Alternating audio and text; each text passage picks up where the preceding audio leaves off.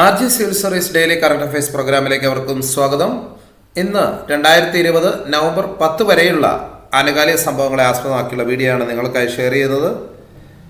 ഈ ചാനൽ ഉപകാരപ്രദമാണ്, തീർച്ചയായും സബ്സ്ക്രൈബ് ചെയ്യുക, ഒപ്പം ലൈക്ക് കമൻറ്റും ഷെയറും ചെയ്യുക. നമുക്ക് വീഡിയോയിലേക്ക് പോകാം. ഒന്നാമത്തെ ചോദ്യം ശ്രദ്ധിക്കുക. IPL 13ാം സീസൺ കിരീടം ആർക്ക്? IPL 13ാം സീസൺ കിരീടം ആർക്ക്? ദുബായിലാണ് ഈ 2020 13ാം സീസൺ മത്സരങ്ങൾ നടന്നത്. ഈ കിരീടം ആർക്കാണ്? നമുക്ക് നോക്കാം. മുംബൈ ഇന്ത്യൻസിനാണ് IPL 13ാം സീസൺ കിരീടം. ശ്രദ്ധിക്കുക, മറ്റ് കുറേയധികം കാര്യങ്ങൾ ശ്രദ്ധിക്കാനുണ്ട്.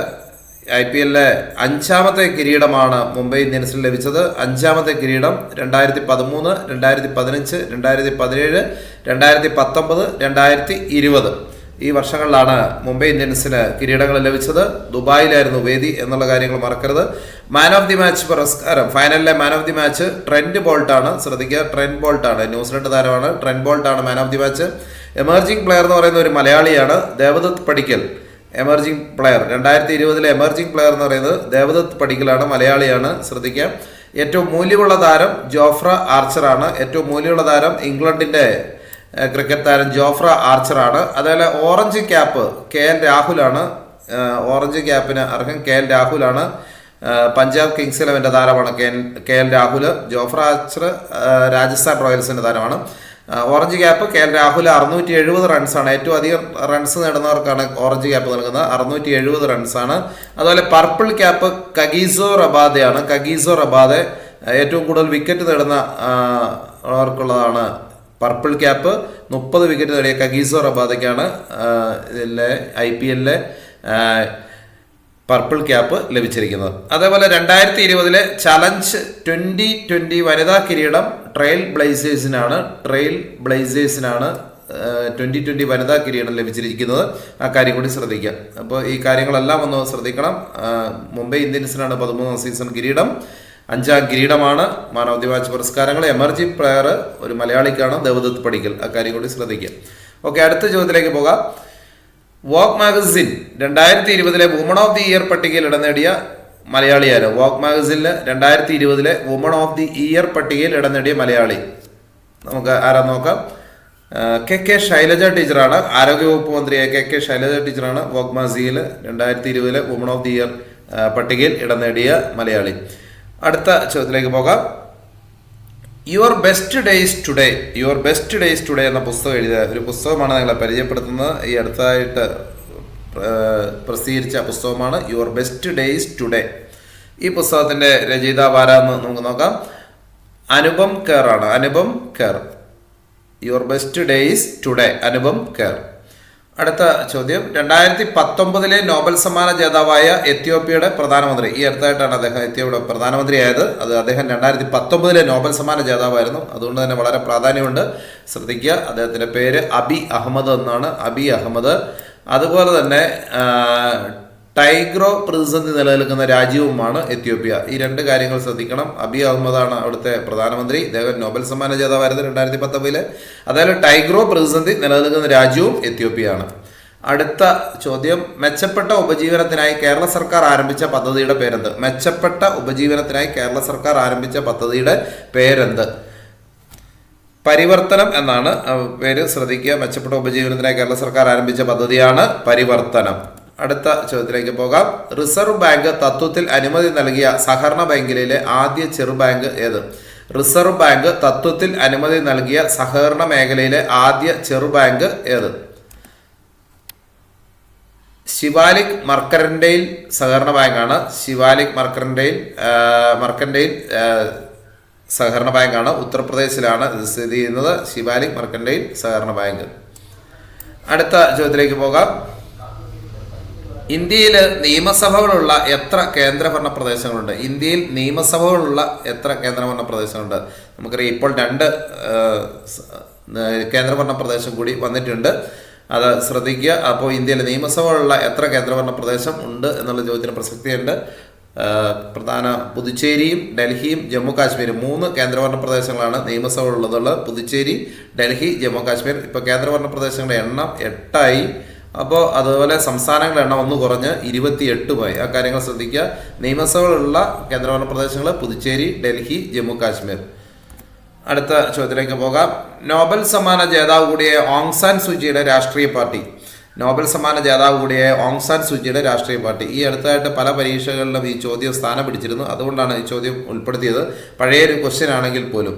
നമുക്ക് ഏതാന്ന് നോക്കാം. നാഷണൽ ലീഗ് ഫോർ ഡെമോക്രസിയാണ്. മ്യാൻമാറിലാണ്. നോബൽ സമ്മാന ജേതാവ് കൂടിയാണ് ഇവർ. National League for Democracy. അടുത്ത ചോദ്യം നോക്കാം. 2021 സ്വതന്ത്ര ഇന്ത്യയിലെ എത്രാമത്തെ സെൻസസ് ആണ് നടക്കാനിരിക്കുന്നത്? 2021 സ്വതന്ത്ര ഇന്ത്യയിലെ എത്രാമത്തെ സെൻസസ് ആണ് നടക്കാനിരിക്കുന്നത്? ഇപ്പോൾ മാറ്റിവെച്ചതാണ്. ഇപ്പോൾ നമുക്കറിയാം ആദ്യ സെൻസസ് 1951 നടന്നത് സ്വതന്ത്ര ഇന്ത്യയിൽ. 8ാമത്തെ സെൻസസ് ആണ് 2021 നടക്കാനിരിക്കുന്നത്. 8ാമത്തെ സെൻസസ് ആണ്. ഈ വർഷം മുതൽ അത് നടക്കേണ്ടതായിരുന്നു. പക്ഷേ കോവിഡിൻ്റെ പശ്ചാത്തലത്തിൽ അത് മാറ്റിവെച്ച് ഇപ്പോൾ 2021 അതിന് നടക്കുള്ളൂ.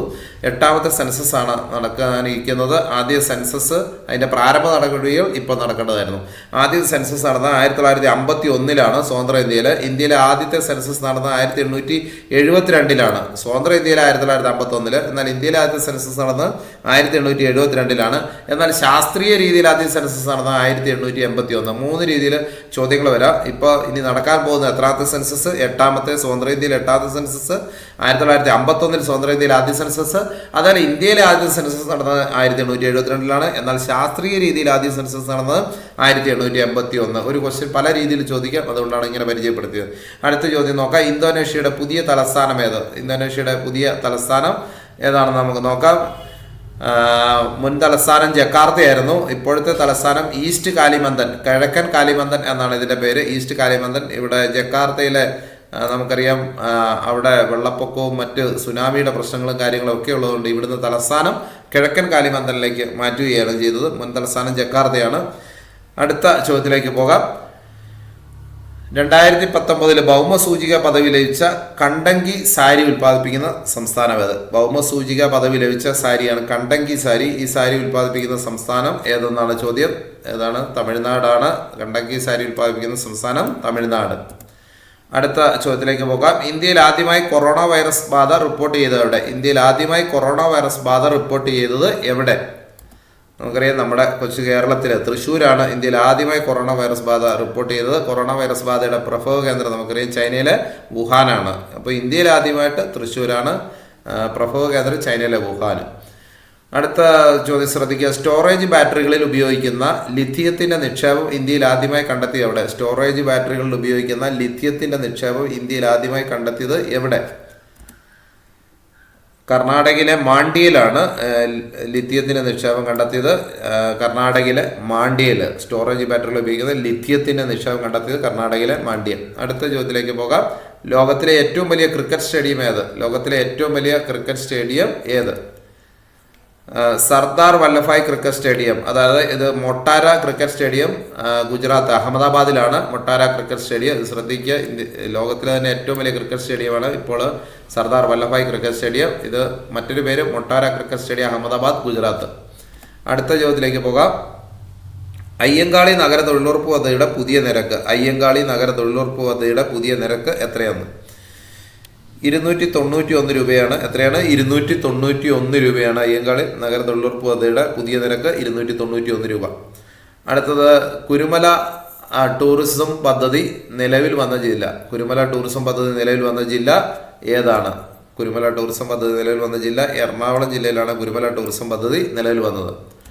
അടുത്ത ചോദ്യത്തിലേക്ക് പോകാം. 2020 ഏത് വർഷമായിട്ടാണ് അല്ലെങ്കിൽ എന്ത് വർഷമായിട്ടാണ് ഐക്യരാഷ്ട്ര സംഘടന പ്രഖ്യാപിച്ചത്? 2020 എന്ത് വർഷമായിട്ടാണ് ഐക്യരാഷ്ട്ര സംഘടന പ്രഖ്യാപിച്ചത്? 2020 സസ്യാരോഗ്യ വർഷം. എന്താണ്? സസ്യാരോഗ്യ വർഷമായിട്ടാണ് ഐക്യരാഷ്ട്ര സംഘടന പ്രഖ്യാപിച്ചിരിക്കുന്നത്. സസ്യാരോഗ്യ വർഷം.